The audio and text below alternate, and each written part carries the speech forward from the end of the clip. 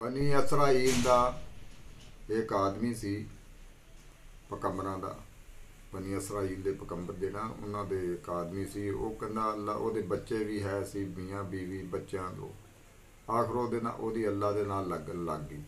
अल्लाह दे लगन लग गई तो अल्लाह ताला नूं कहंदा या अल्लाह मैनूं ऐसी जगह दिखा जिथे मतलब जिहड़ा तू होवे जां मैं होवां, उत्थे ना कोई मेरी बीवी होवे, ना बच्चे होण, ना दुनिया होवे, ना कोई होवे, तेरे नाल रज रज के तेरी इबादत कर लवां। हैं तो उस आदमी ने मतलब जिहड़ा ना अल्लाह ताला ने उन्होंने एक समुद्र दे विच ना किश्ती दे विच सवार हो गया। सवार हो के टुरया जांदा अगे एक जखीरा आ गया समुद्र च। जखीरे दे उत्ते उन्हें कश्ती रोक के तो जखीरे च वड़ गया। जखीरे दे विच मसला डाह के ते वजू करके ते अल्लाह अल्लाह करन लग पिया। अल्लाह करदा करदा मतलब जिहड़ा अल्लाह ताला ने कुदरत वालों एक अंगूरां दी वल भी कढ़ दित्ती। उन्होंने अंगूर लग गए हैं ते पानी दा मिठा चश्मा, वैसे समुद्र का पानी कौड़ा, समुद्र उहदे च एक चश्मा जारी कर दिता रब ने।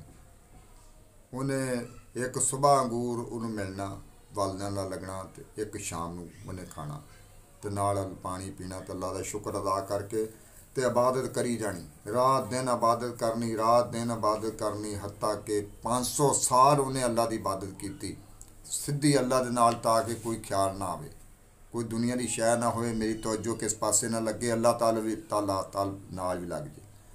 अल्लाह नाल इन्ना प्यार सी, इबादत कर कर कर कर करके 500 साल जो मलकल मौत आ गया तो उदों मतलब मलकल मौत उन्होंने पता सी हुण आदमी उसनूं भी मतलब जिहड़ा ना मेरी मौत आ जानी है। अल्लाह ताला को दुआ की भी मतलब या अल्लाह मैनू जो सजदा जो हुंदा ना तेरा, सजदे दे विच मैनू मौत आवे तो मैं सजदे विच ही डिग्या रवां तो मैनू मारे मतलब ना दुनिया तो मतलब ना जिंदा रखी तो मैं सारी उम्र क्यामत तक सजदे दे विच ही पिया रवां, तेरे अल्लाह अल्लाह करदा रवां तो मैनू उन्ना चिर मौत ही ना दवी जिन्ना चिर क्यामत ना आवे। उसने मतलब अल्लाह ताला ने उसकी दुआ कबूल कर ली तो उदों हजे तक क्यामत तक उन्हें सजदे च पिया रहना। वैसे वो जखीरा जिहड़ा गैब हो गया कुदरत वालों।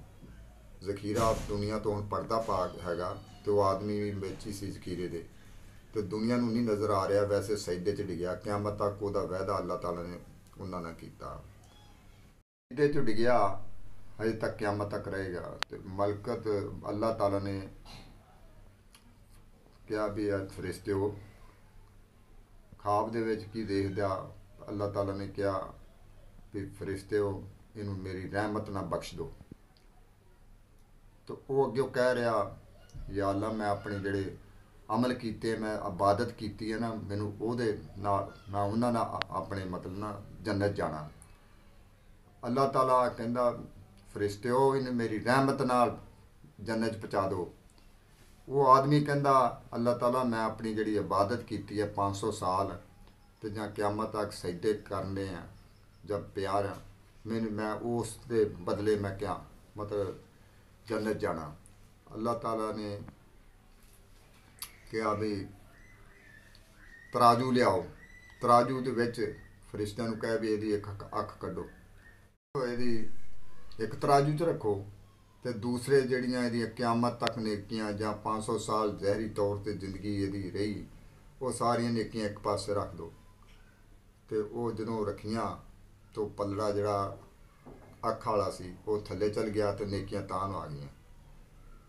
उन्हें क्या अल्लाह ताला ने हजे तू मतलब इबादत ते गुरूर कर ला पिया, हजे तो अज तेरी वो नेमत तू अदा वह शुक्रिया अदा नहीं कर सकिया जिहड़ी तेनों एक अख दी सी, फिर दूसरी अख रहिंदी आ, फिर तेरा नक रहिंदा वा, फिर तेरा मूँह रहिंदा वा, फिर पूरा जिसम रहिंदा वा, फिर जिगर रहिंदा वा, फिर खून रहिंदा वा, फिर हथ रहिंदे आ, पैर रहिंदे आ, तेरा जर्रा जर्रा रहिंदा वा। तू तो हजे एक अख दा नहीं अदा कर सके इबादत तो तू अपनी इबादत ते गमान कर लिया। उस वक्त आपने हथ जोड़ के अल्लाह को उन्हें क्या रब्बा अदल करे तान थर थर कान बन ते उचियां शानां वाले ते फजल करे ता बख्शे जावण ते मेरे वगरे मुँह काले।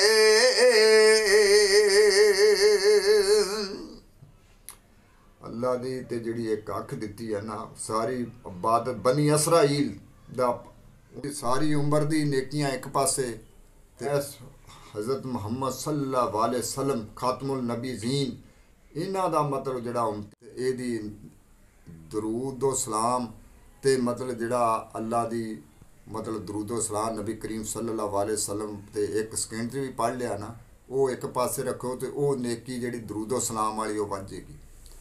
अल्लाह दे महबूब दी अल्लाह ताला ने इतनी शान रखी है, इतनी शान रखी आ कि जिहदा पता ही मतलब दरूद व सलाम दी इतनी शान आ कि ਇਹਦਾ हिसाब कोई नहीं भी किन्नी के ਇਹਦੀਆਂ नेकियां मिल जाएगी। ਇਹਦੀ कलम ਜਿਹੜੀ है ना वो नहीं लिख सकती जे अल्लाह दे रसूल ते ਜਿਹੜਾ ਦਰੂਦ व सलाम भेजना ना ਉਹਦਾ कोई नहीं। खुदा भी सलामां दे तोहफे प्या भेजे मदीने ओ शहर दी की शान पुछदे मेरे आका जी दा शहर है। बस बल्ले ओ बल्ले मेरे आका जी दा शहर है। बस बल्ले ओ बल्ले बड़ी तो केर पाई हलीमा बस बनी तू मोहम्मद दिदाई हलीमा तू पत्थरां नू कलमे पढ़ाउण जानदा तू गुंगियां नू गल्लां करवा जानदा तू अन बोलियां नू भी बुला जानदा मलाइकां दी तीजे उतों दुहाई हलीमा तू लुट ली अज खुदा दी खुदाई हलीमा तू लुट ली। जिनको बैठे बैठाए सताया गया जिनको धोखे से कूफे बोलाया गया जिनके बच्चों को प्यास से तड़पाया गया जिनकी गर्दन पे खंजर चलाया गया उस हुसैन इब्ने हैदर पे लाखों सलाम मुस्तफा जाने रहे